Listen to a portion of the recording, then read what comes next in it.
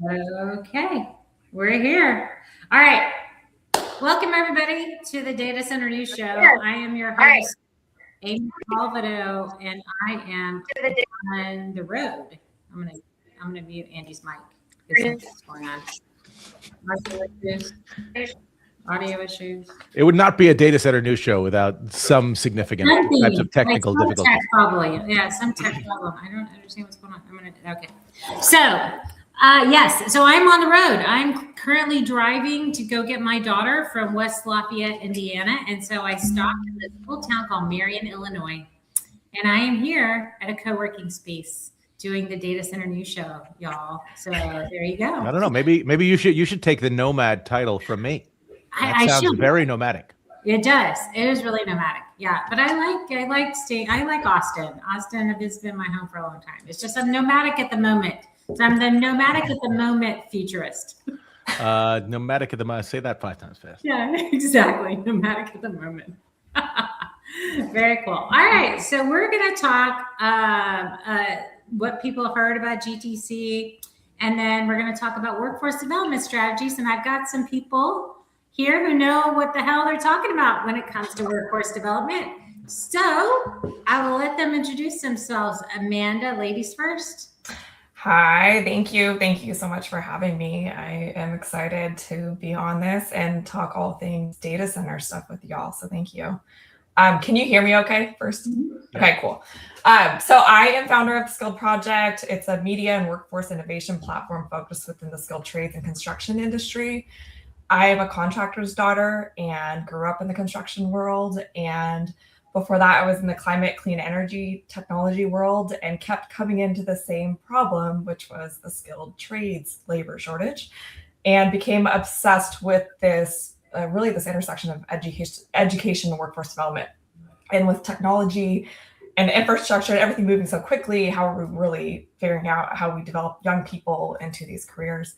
And so that's where I spend a lot of my time now. And so, I also host a podcast called Skilled AF. So I bring on people across the skilled trades to talk about their work and what's going on. And it's a fun place to be in right now.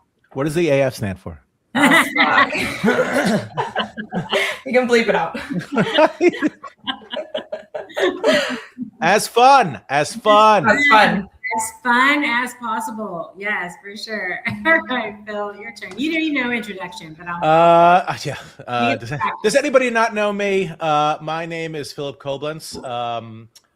Among other things, I'm the co-founder of the Nomad Futurist Foundation, also with a podcast. That's why Amanda and I have all these fancy headgear on.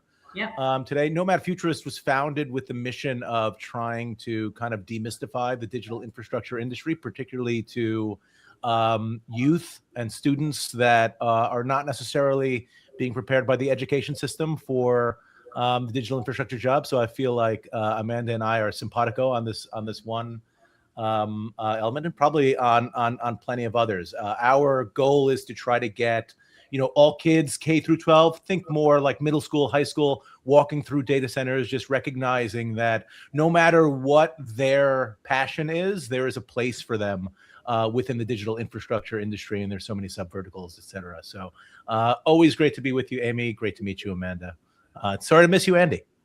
Yeah, and Andy's working through audio things. It's okay. He'll join when he can. He'll text me if he can hop on. And Andy, by the way, is the vice president of marketing for Ellis Electric America, which is the proud sponsor of this lovely show, which over wherever point that way. Right there. No, up. Right above my head. It's my crown. I've got the Ellis Electric. The queen of Ellis Electric. There you go. Crown, which is awesome. Okay, so we'll hopefully get Andy on here pretty soon. But let's jump in. GTC is still happening. I think the biggest news out of there is that Jensen Huang can deliver a longer speech than President Trump, which is pretty cool. He did 3 hours. 3 hours of a speech. Like, are you kidding me? Did they bring him like carts of water? Did he have to he didn't go to the bathroom in 3 hours? It's amazing. I mean, how comfortable does that leather jacket have to be? I did see his outfit. I was like, whoa. Right? That's his thing. How many leather jackets does he own? Oh, I imagine it's like, it's a very Steve uniform. Jobs-in thing. I imagine it's Yeah. like, you open the closet and it's like 1,000 of those Yes. leather jackets.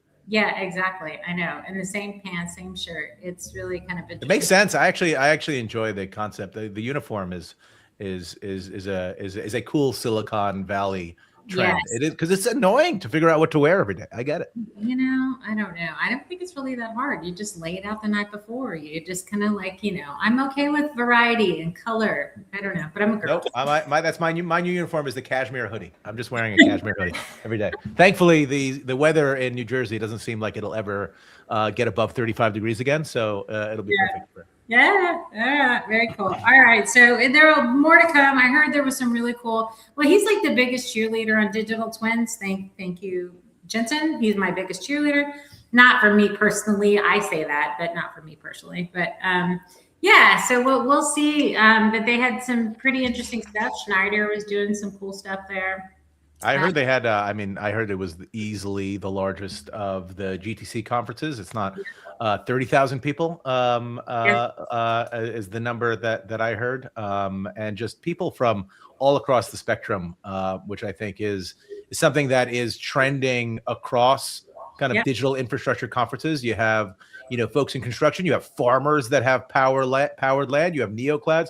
You have an entire cottage industry of financial instruments that are gauging the value of GPU processing, and all sorts of kind of interesting sub industries that are being created by this kind of AI moment that we're all kind of riding so the wave. I was at we had an event at South by Southwest, and there were a lot of AI technologies there. Coolest stuff, like around farming. Like using AI to make better seeds that produce so you can use less fertilizers. Like they increase yield. Like there was all sorts of, like when you want to find like the weirdest edgy stuff, you go to South by, like, cause that's what it has.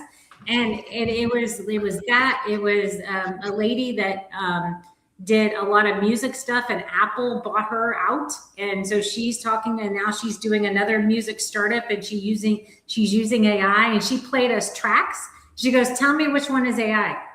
And we couldn't tell. Like there was no way to tell which one was AI or not. And then there's also no way to tell if she's lying about it or not, because she'll be like, that one. Oh no, it was the other one. I mean, how do you know? Yeah, for sure.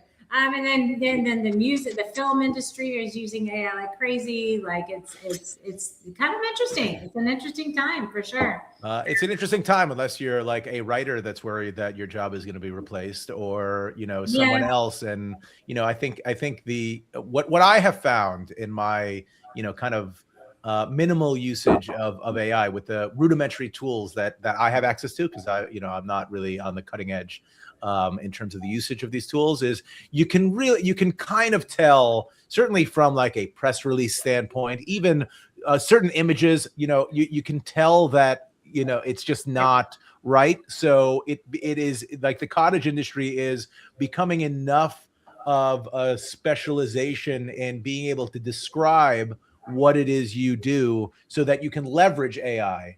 So like ironically, like conversation and communication is like the soft skill that's going to make AI super valuable. Yeah, it's a tool. It's a tool. Cool, for sure. All right, so let's talk about changing roles in the industry, since we're talking about AI. I'm assuming more and more folks in the data center industry will be using AI to help themselves, right? Manage the data centers themselves. So on the skills trade side, Amanda, what are you seeing? Is there any any tools? Are they using AI for anything yet? They're like, even just like service industry, I've talked with folks that have used like AI to troubleshoot like problems, because if you're installing, right, a lot of these are individual manuals, right? It's different, so that you troubleshoot. So that's an example. But from a training perspective, there are AI learning platforms that are being talked about regarding the training, where it's like you're getting assisted learning but it's still getting built out. Like there's no wide adoption. I'm on the board of our Santa Rosa Junior College's HVAC program. They just started to implement like interplay learning, which is using some VR. And so the first semester of that whole program is VR. And then you go, and then it weeds students out. And then you'll go in, and they built a beautiful facility and stuff. They're training people. But it's, I would say, slow moving to adoption. And I think what's interesting regarding that training and the upskilling, and something I've found within like the trades folks, and I talk to so many tradespeople and people in the construction world, is that so many people in these careers, I would say the majority, are neurodivergent. So ADHD, dyslexic, autistic, I'm not kidding. And there's been no studies done on this, by the way, in North America. I'm working on getting some research published right now on it. There's been some stuff in the UK where they found that 52% of their tradespeople were neurodivergent or self-reported or actually diagnosed. And so I keep thinking about that when it comes to data centers. You're having to build there's a lot of net new pathways. The liquid cooling text is an example. How are we designing that, since we have an opportunity to design it right? And so that's where I think the technology stuff become like AI assisted programming, anything that's module based programming, VR simulation, that stuff probably bodes very well for people whose brains work like that. So I think it's a good thing, because we see such dropout with apprentices, and a lot of the apprenticeships right now, it's union apprenticeships, it's death by PowerPoint. And there's a lot of folks dropping between their second and third year, and it's because they started blueprint reading, or it's stuff like this where it's things that they learn differently. And hey, what if we tried audio learning instead? So I think there's going to be a lot coming down the pipe here for training in a good way, because we need to speed up the training process in general. Yeah.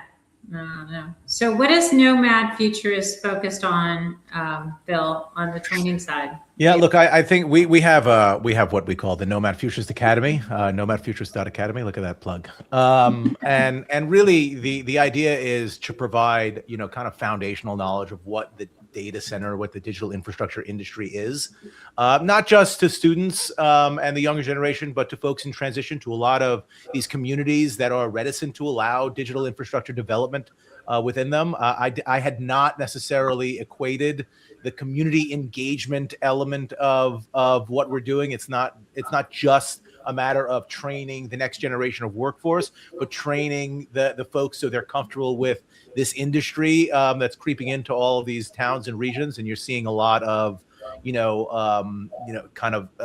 government slowdown, shutdowns, moratoriums on digital infrastructure construction, which is impacting projects across the realm. I think the most recent one in Illinois, where you are at the second. So that's really what we're trying to do. We're trying to just try to provide that incremental contextualization of what our industry is, and try to supplement like existing STEAM programs. And the hope is, as people learn about what the data center industry is at a really young age, they get more comfortable with the fact that these buildings exist, these windowless buildings that you're passing by. Certainly if you're in Northern Virginia, or frankly any market, it doesn't matter anymore. And they can kind of find their path into that industry at an earlier stage in their overall development cycle. And we also partner with some accredited groups, whether it's the DCD Academy or any of those folks, and we'll provide some level of scholarship and sponsorship so that they can, once they find their path, we can kind of help place them with job opportunities and apprenticeships, et cetera. Yeah, I think it's if you talk to a millennial or Gen Z, Gen Alphas aren't paying attention, but millennials and Gen Zs, they're so YouTube focused. And my son was the one that turned me onto this YouTuber who was just blasting the data center industry about being evil, and we're contaminating the water and poisoning the air and all this stuff. And I'm like, this is laughable. This is on YouTube. Like, right. The only reason you exist is because of a data center, dude. Like, Yeah. and it's just complete misinformation. And so, but I think, yeah, we're not going to get people to come into the data center industry if everybody keeps telling them that they're evil. Right. Like, You're also not going to get these communities to kind of allow digital infrastructure unless they have a stake in the outcome. Right. If they see, like, you want community boards to see, roles for their kids, their grandkids, their their environments, where it's not just like in my house, you doctor, lawyer, finance, doctor, lawyer, finance. Those are the only things that, growing up as a Long Island Jew, those are the only options that you're allowed to pursue. And if you can, get the entire, kind of family talking about what data centers are. That's not to say that some of the bad stuff is not true. I think engaging with those folks and giving voice to the true concerns about sustainability and making sure that, we are not, kind of blindly marked by this low-pitched hum of these natural gas turbines that are in, the neighborhoods that are providing bridging power, except it's not bridging for a month or two. It's bridging, it's duct tape that becomes permanent, right? Because of the lack of electrical infrastructure to support some of these developments. We have to have all those conversations out loud, and we can't, focus on the security through obscurity that got us through the first kind of 30 years of this industry. Not anymore. Everybody knows who you are. Yeah. I mean, you just can't escape it. Like, it's the weirdest thing ever. So let's talk about newer skills like liquid cooling. How are we addressing this kind of training? Are we relying on the OEMs and the designs like Johnson Controls or whoever is doing it, and they're developing the training? It's all Marty. It's all Marty Renkus. It's all Marty Renkus. Right. Like, I'm saying, like, it's just. I'm learning a lot because I got connected with y'all from Jay and Antonio, just like what's going on there, right? It's all the liquid cooling stuff. I think it's interesting for me. I keep thinking about, well, who are you going to pull from existing like trades to go into these roles too? Yeah.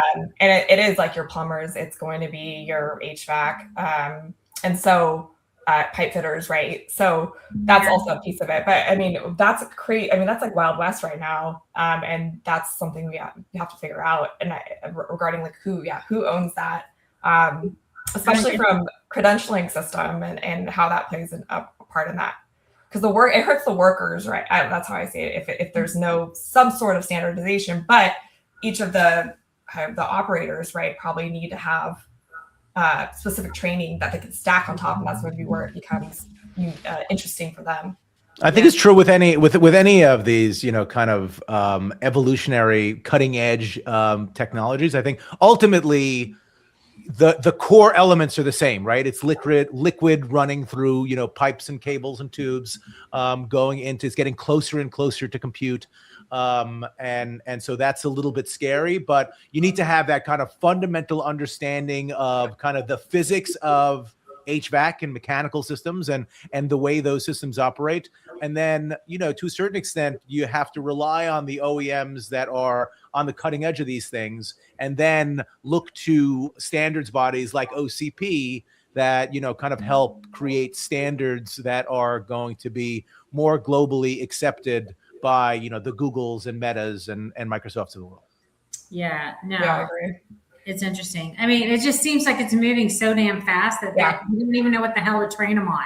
Like, it's right. like, that's why like Amanda's instinct on the kind of skilled trades, like they have to understand that fundamental, like it's really difficult even with AI or YouTube to teach someone how to be an electrician or teach someone how to be a plumber or an HVAC engineer. And then once you teach them that, I've gone into so many trade schools where somebody would raise their hand and be like, I'm in construction. I don't think there's any role for me in the data center industry. I'm like, oh my God, you're so much smart. You're so needed that the idea that you don't know is crazy.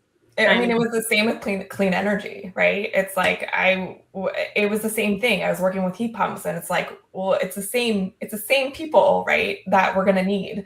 And so, I mean, that's for me has been like, I see them as like linchpins in all of this and making it happen. And I think for me, that's where I'm like, what the hell are we doing? Right.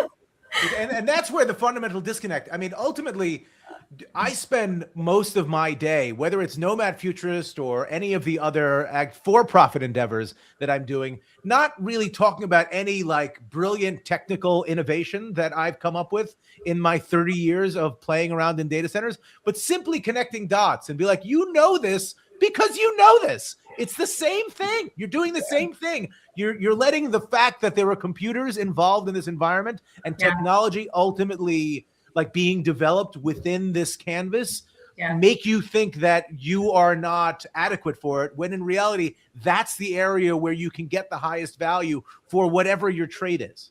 Yeah. I think when I was talking with Antonio and Jay, we dropped them, they're method experts, but they were thinking through, so they have a lot of access to a lot of electricians and plumbers, and there's a lot of like plumbers chasing, or HVAC guys chasing the data center industry now, right? They're chasing the shiny object. It's a data center etiquette training, or like data center training. It's like a critical infrastructure mindset. Yeah, whatever it is, like this is how you operate in this environment. That's the training that they need, right? So that's going to bridge them, at least get them in there so they're not breaking shit, right? Like, or whatever. Like, when it, and like lockout tagout is this in the data center industry, or like low voltage wires are, yes, they're low voltage, but they're high current, and so stay away. Those kinds of things that you need to know. Which is interesting, right? Yeah, for sure. Even talking with them, they were like saying how people they talk to some of the HVAC folks, mechanical folks. They're like, we're scared to touch it. We don't want to touch it. Right. It's like, okay, no, you got to touch it. We got to figure out how to. It's like, because it's a black box. What's happening in there? There's what is it? Fear is the enemy of progress. Yeah, exactly. So maybe that's one thing I know Antonio and I are talking through about, like, that's probably, if we're going to get people over the hump, because we're just going to go steal them from all the maintenance guys from all the other real estate folks, right? Like, so all the multifamily guys aren't going to have any people, and the office and industrial guys aren't going to have any people, because data centers is going to pay more. But that's also why, like, getting them exposed as early in their career trajectory to this room, to these kind of environments, is so crucial, because it's the people that are scared of it are the ones that are just like not accustomed to it. Like, the only reason I'm not scared of it is because I spent 30 years trying to figure out what a data center does and how to just make it happen. So it's just matter of fact to me. There's no reason why. And what Nomad Futurist tries to do is it tries to allow all of the kind of data center companies that have, facilities in all of these markets to open their doors to the community, so that it's not like a black box. It's not just something that they're scared of. It's something that is more inviting. They're not, there's not open houses in data centers. It would be great. It would be great if it was. Right. I think we're as close as it comes to open houses. There's never going to be a full open house unless it's a completely kind of defunct data center, and you're just walking through a mothballed facility. But check out nomadfuturist.org and reach out if you want to tour a data center in your town, and we will make it happen. That's awesome. I want to. Let's go. Let's do it. We'll take the Data Center News Show on the road, and we'll start doing tours. So you're already on the road. I'm already on the road. We'll do the data center tour. That's what we need for like any of the misinformation and the debunking and everything. Yeah. The thing Phil, like you're talking about the starting as early as possible. I 100% agree. I think right now it's like this in between of like, we need people now. We needed people like 5 years ago. And so it's like figuring that out. And then but it's so true, like as early as possible. Like we have to invest in like the long-term development of people, reaching kids. I mean, in high school, unfortunately, is too late. It's middle school and earlier, just to build confidence, because we have a partnership with a company that does like coloring books for data centers, just so they know what it is. The thing is. Yeah, that's a good idea. It's really important to figure out both, but that early is, even though obviously everyone's like focused in the next 5 years, but that earlier that's so critical for exposure and confidence. And it's one of our founding principles is we're not trying to solve the problem of 2027 or 2030. We're trying to solve the problem of 2050. Right. And because ultimately, the people that started the data center industry 30 years ago are still in it. right? So we have not yet had that first round of kind of gray tsunami, and they're still doing it, and that's a problem. One day I want to retire, I swear. The knowledge transfer. Never. Bill, you can never retire. Never. Yeah. Never. Yeah. Never retire. So what do we think as far as automation goes and robots and things like that? Are we, that's going to change kind of jobs as we know it, right? So what do y'all think? And the next year or so, you betcha, I mean, there's already a little bit of robotic automation happening at data centers, but are we going to have first of all, this is what I want, Amanda. I wanted this. By the way, I'm an old general contractor. I had a construction company. I built in 16 states. So I get you about that. I had skilled trade shortages back in 2003. I looking for plumbers. It was crazy town. I want the robot spider that pulls wire for electricians. I think that would be the coolest invention ever, because I've wired houses. I've done I've roofed a house. I've done flooring. I'll never do roofing, flooring, or wiring anymore. I refuse it.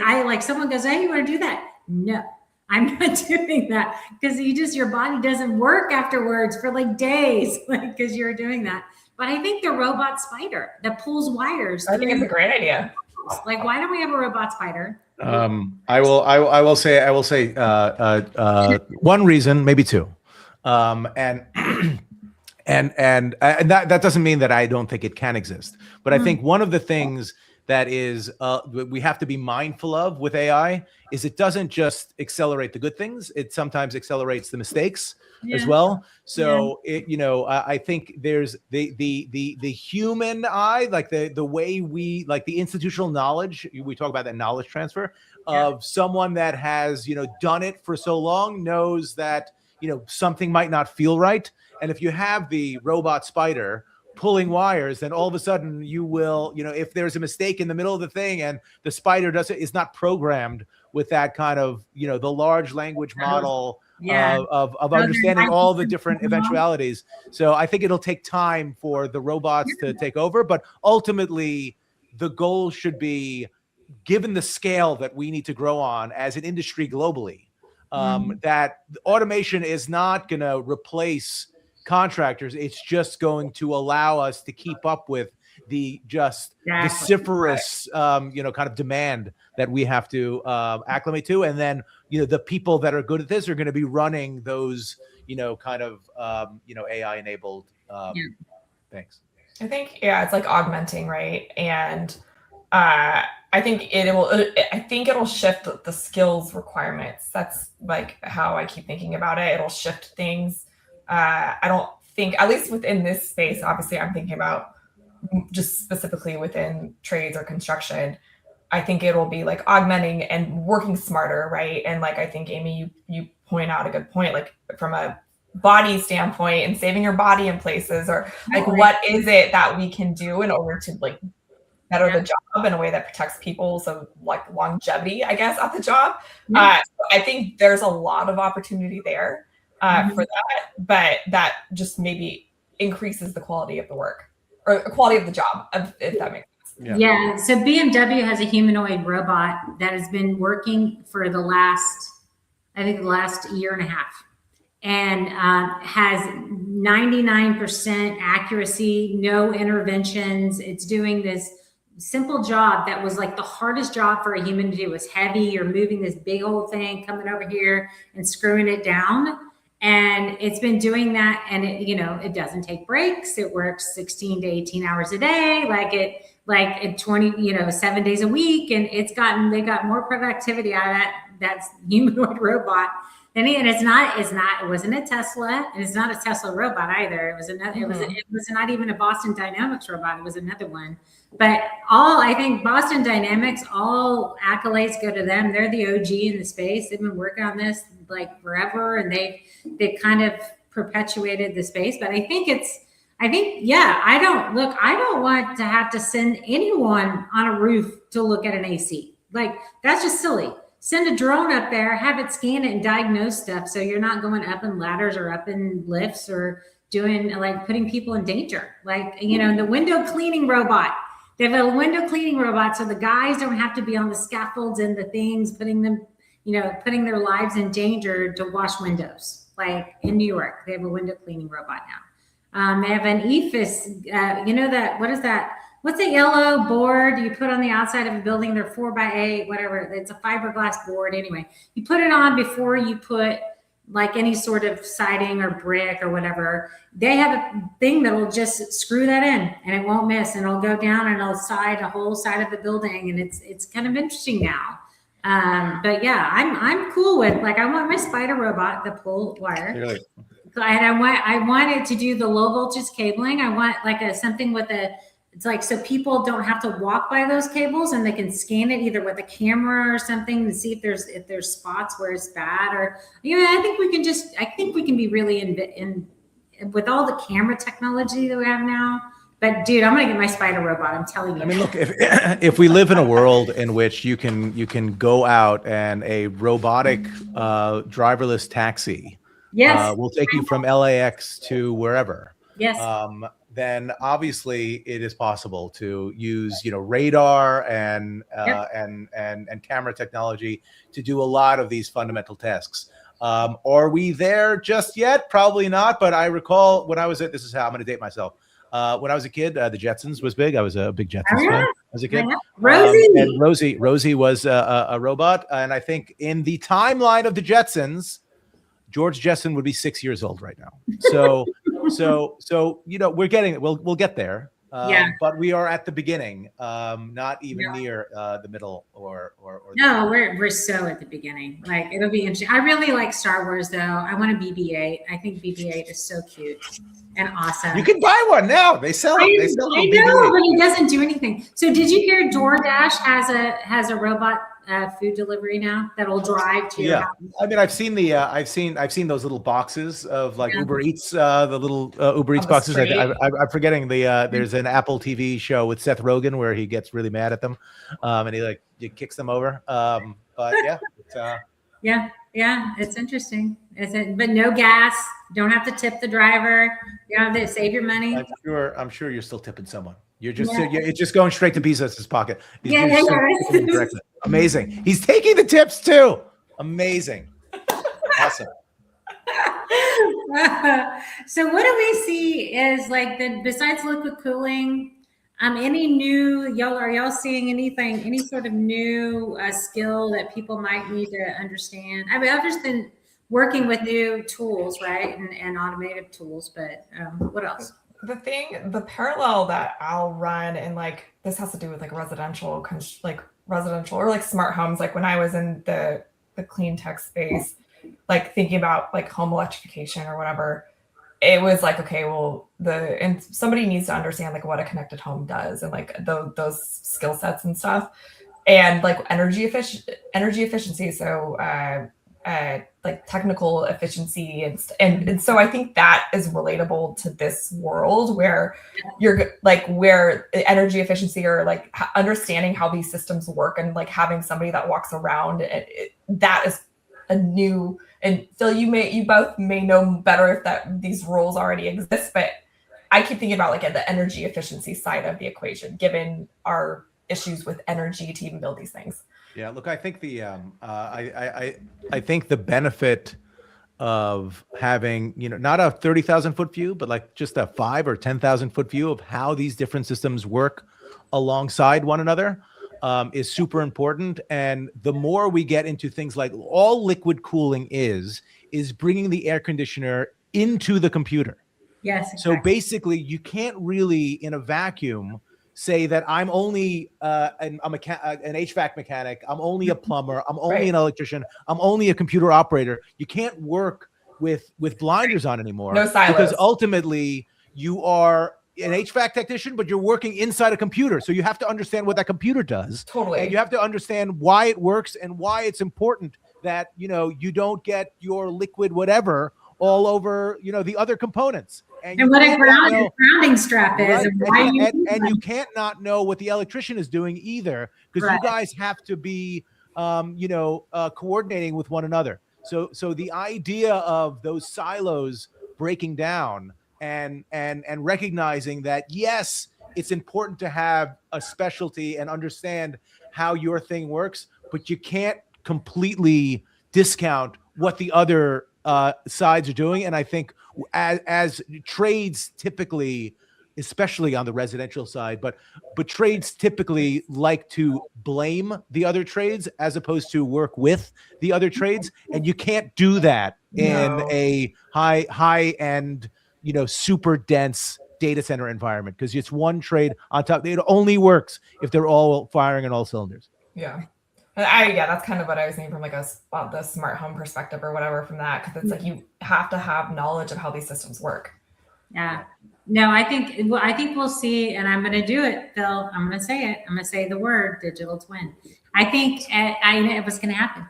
I think, because Jensen Huang is their biggest cheerleader, and it's not going to be all Facilimax stuff. I'm just saying, but it will. Like Schneider's doing it, Cadence is doing it.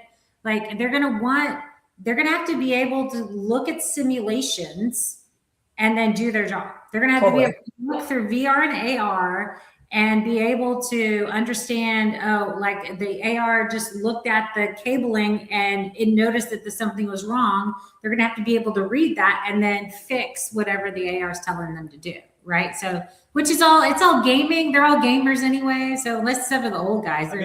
We talked about this in life or death situations, right? We talk about this with the enabling of like a specialty surgeon in London being able to operate on someone in the US, by virtue of using these, kind of tools and links.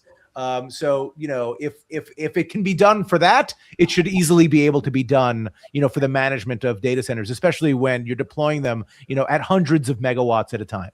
Yeah, exactly. And, in lovely, somewhere in North Dakota. So it'll be interesting. It'll be interesting to see if there's like a robot and then a human's in the brain telling the robot what to do. And the robot walks around the data center and does that. Maybe we go there. Yeah. And that robot could easily be a spider. I want the damn spiders. I am telling you. Everyone is aware of your fixation with spider. Were you bitten by a radioactive spider? Are you spider? Are you Spider Woman? Spider Girl? I just think that they're like, for the wiring thing, that would be the most agile thing. They crawl on the walls anyway. Why not an octopus? Why a spider? Like, what do you have against the octopus? You ever see an octopus crawling on a wall? No, you see like they have the suction cups. What are you talking about? That's the whole thing. No, I don't. Yeah, maybe. Well, if the data center was in the ocean, they could be an octopus. Okay. You said liquid cooling. What about submersive cooling? Submersive cooling. You want a spider in a submersible data center? No, you need an octopus. We do. I mean, we need to get the robots ready because we already have data centers in space. Like, because that was at GTC too. Did you see the StarCloud thing? Yeah. Like that was like upon the big screen. And the CEO StarCloud was like, look at us, we're all in the thing. So yeah, it was pretty interesting. But we're still at the point where like that's the excitement he gets. Like we're on the thing. Like it's okay if you're building data centers in space, but you're still super excited that you're mentioned in a keynote. Then it's probably some time before. If they mentioned Nomad Futurist, you would be. Dude, I would, but I'm not claiming to be running a data center in space. That's where true. I'm like, oh, I'm on the screen. I'm excited to be on this show. There's 7 people watching right now. I'm telling you. No, there's 100,000 people. You're right. 100,000 and a million spiders. And a million. It's too funny. But yeah, so we're going to need robots if we're going to do data centers in space. We got to figure out the heat exhaust thing first. That's number 1. We can't exhaust heat in a vacuum. Like y'all, like it's plain physics. Stop thinking you could just, blow it out the end. Like it's cold out there. It should be. It's cold out there. So anyway, like watch. I'm not a physicist. I'm just making this completely up. So we're gonna exhaust heat into space, and it's gonna turn into rain clouds, and it's gonna F with the climate on the Earth, and therefore the data center industry ruined the Earth. Wow. I'm totally made that up. Are we recording this? I totally made that up. I told That's him, gonna there's gonna be an entire subculture on Instagram and TikTok where it says Amy Polvado confirms that the data center industry is going to ruin humanity. It's like seeding rain clouds by the government. Rain clouds in space. Yes. I'm not sure that's how it works. None of that makes any sense. I'm just saying. I was like saying out loud that none of that makes any sense. But the robots. Robots. And it was, we blame the robots. See, it wasn't a human, it was robots. Because there's no way you can do data centers in space. You're not going to send people. I mean, they send people at the International Space Station forever. And those, I haven't seen. Have you seen one happy astronaut when they get back? Like they're they're hungry. They're hungry. They've been eating MREs forever, like squeezing tubes, and they're tired. They don't look like, they look excited to be home, but they look like they just got the living hell beat out of them. I think you're underestimating like the impact of gravity on those folks. And I can imagine the headache is pretty significant. Oh, well, that's true. That is true. Don't they like, out of scuba, like they decompress you? They do right. That It's not. I don't think it's fun. No, I don't think it's fun either. Yeah, poor people. We should have you should invite an astronaut on the next time. I should do that for sure. Yeah, for sure. I'll have to. We just had our event at South by Southwest, and I had the former CTO of the Space Force on one of our panels. So, you got a visitor. I have a visitor. Say hi. Sharon's live on the Data Center News Show. Hey, Sharon. No, that's okay. It's like the commercial. Do you remember the commercial with the guy with the kid and the kids in the back? Exactly. He's trying to push out the door. I love it. She's leaving. She's looking for my dog and my Bye, son. Sharon. Bye, Sharon. Amanda says bye. Amazing. That's so funny. Well, all right. So since I like to do this every once in a while, and it's worthwhile entertainment, everybody get ready, pull out your popcorn. Crystal ball. When do we have humanoid robots working inside of data centers? What year? Crystal ball it. I'm waiting with my popcorn. 2020. Oh, really? I think it's like 2027. I think. Have you seen the humanoid robot? Did you see that? Did you see that? Did you see like the robot that like? They're not great, but I mean, it's just things crashed into the mirror. You see those Russian robots that fell over on the stage? There is nowhere. No, zero chance. It's happening. Everything's just like speeding up. I know. She says next year. Like they can't even bartend yet. You're gonna put them in a critical environment? I mean, ideally, it's long time, but I don't know. No, I think they do little things like reading meters or whatever. Like on they'll have an MVP. They'll have a little MVP. That's not true because they have like the robot dogs doing security.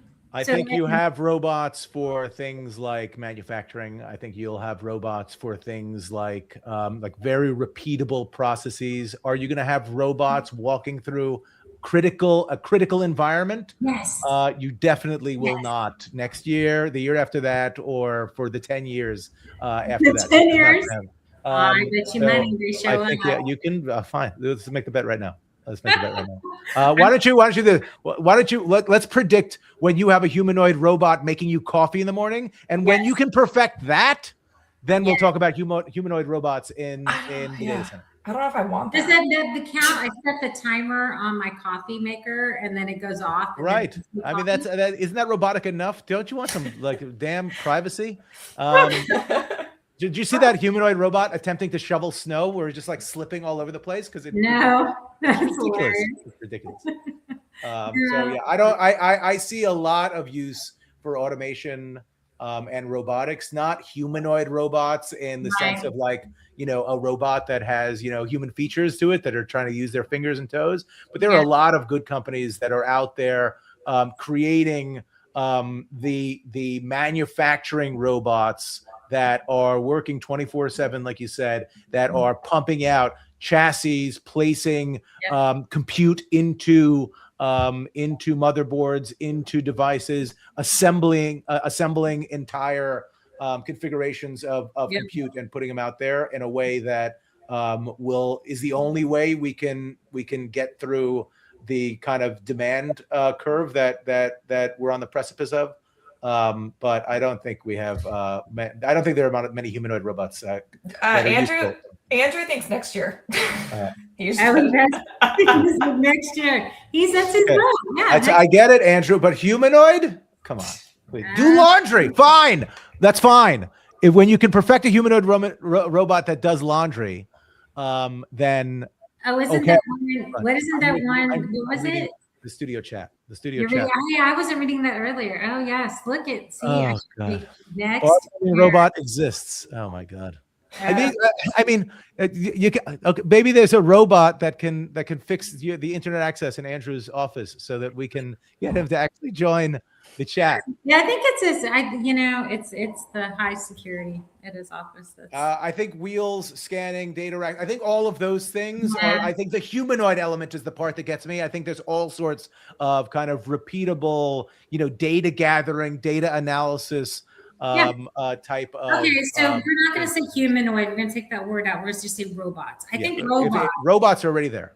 They're already there. They're doing things now.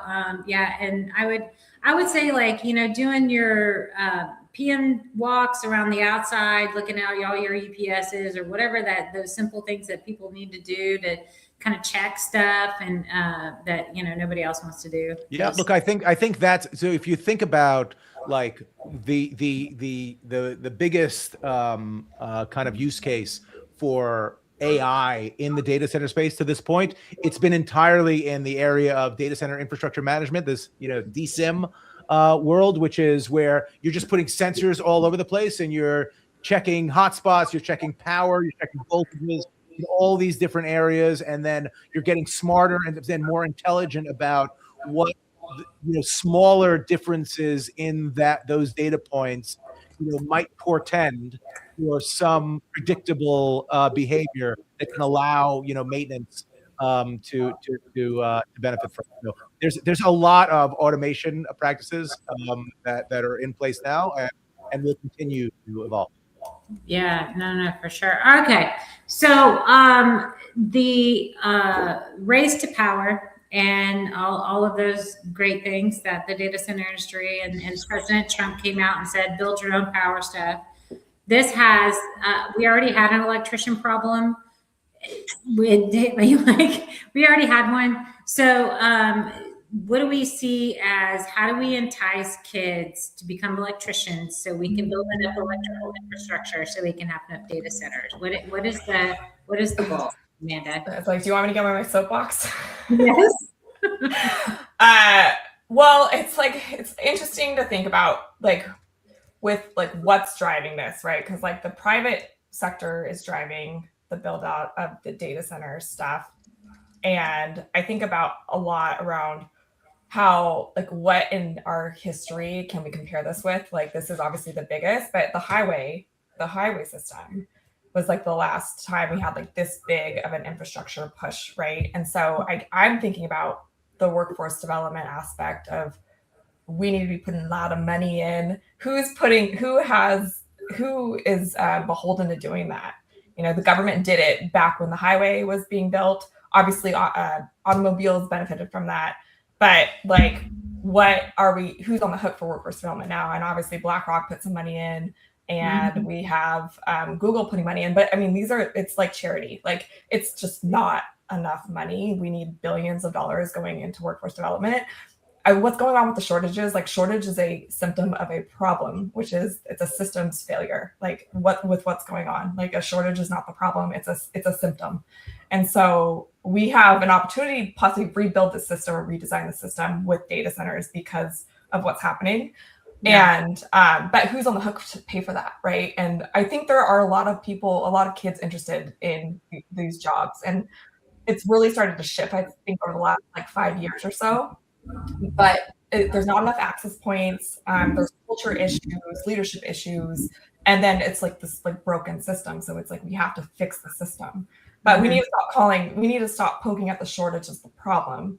It's a systems failure. Oh, yeah, it's the result of the Totally. But it was a thing of the trades were not as appealing, stigmatized, and then the underinvestment. I mean, in Philly, you probably what's crazy is I was talking with a lady last week whose brother runs an auto shop program in a couple hours away from where I'm at in Northern California, and they're starting to cut that program.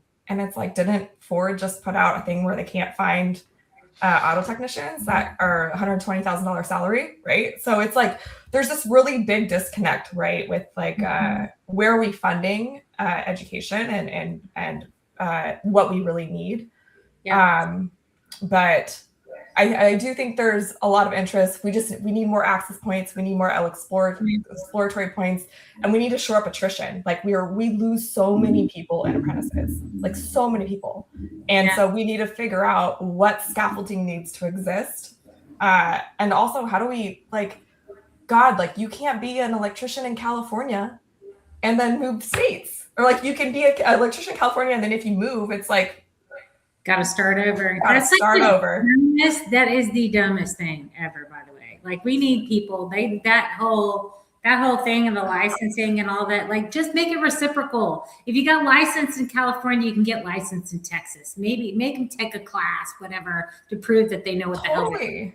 But yes, no, I totally agree with that. And look, and you know, it makes a lot more sense to do that for the trades than it does to do that, say, for, you know, lawyers that are licensed in those areas, because there are specific laws in California that are different than the laws in a different state. But ultimately, like the building codes are fairly standardized across the country, particularly as it relates, you know, to copper touching copper and glass and glass touching glass, and grounding and all those things. So the idea that they make it difficult for tradespeople to move from state to state is crazy. Yeah, no, I'm with you. I had to get my contractors. So when I was back and had my construction company, I was licensed in Florida, and then that was reciprocal in only like 5 states, but Georgia was not one of them. So I had to go test in Georgia. I'm like, are you for real? Like Texas doesn't even require a license. Like this is like the dumbest thing I've ever seen. I do think there's a potential concern, particularly as you start talking about microgrids and behind the meter power and people like going in and you know, creating their own cottage you know, industry internally, to start kind of reducing the kind of quality associated with what we expect from a utility.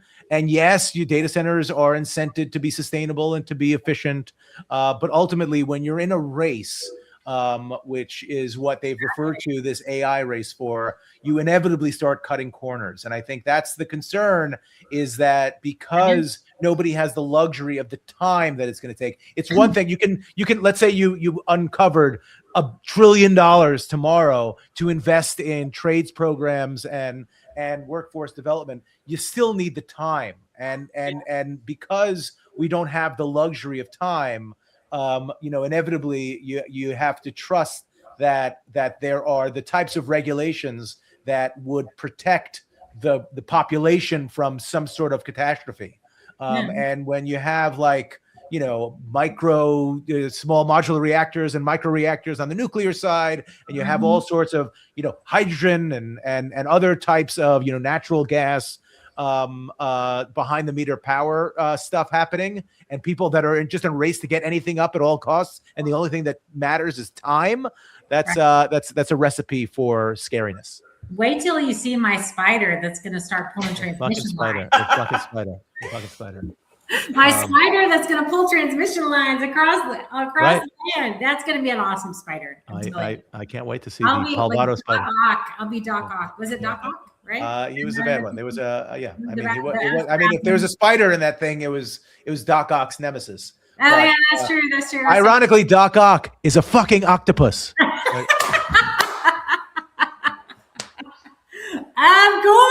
Of course. All right, y'all. Look at that. Our hour is gone. Skilled AF. It's so much fun. Amanda, you survived. You made it on the show. You survived. It was great. I love talking about this stuff. Yeah, it's always super fun. All right. If somebody would like to get a hold of you, Amanda, how could they do that? Amanda@theskilledproject.com is my email. And then I have social platforms, The Skilled Project, on YouTube, on Instagram, on TikTok. I'm there, The Skilled Project. And then check out the podcast, Skilled AF, Spotify, Amazon, and Apple. So, awesome. And YouTube. But yeah, we're there. Very cool. All right. And Phil? nomadfuturist.org, Nomad Futurist on your favorite podcast platforms, PK at nomadfuturist.org. LinkedIn is probably my favorite of all of those things. Come take a selfie with me when I see you at one of these shows. Yeah. And don't forget, this is for you, Amy. Smash that like button. Exactly. Thank you so much. And wait, did we get Andy? Look, at the end. Hello, everybody. I'm gonna get a picture. Try. A picture. You made it. And Andy, how can someone get a hold of you, sir? I posted LinkedIn for everybody at the bottom of the page. Yes, very cool. That's awesome. Get a hold of Andy on LinkedIn. He's the sponsor of the show, and we had audio issues happening. And I'm Amy Paul, we will see y'all next week. Have a good DCD. I'll see you at DCD. So next week, will there be a cake match between Dr. Ock and There should Spike? be. That's what, is that what's coming? Yeah, I think I should make that. I'll use AI to make it. It'll be awesome. It'll be great. Yeah. Actually, next week is the women's show. So we're going to have all the women in the DCD next Awesome. week. Yeah. Very cool. I wasn't available anyway. You weren't. I wasn't going to invite you. Sorry, Phil. You're not a girl. All right. I will see you in New York. See you in New York. All right. Bye. Thank you. Bye.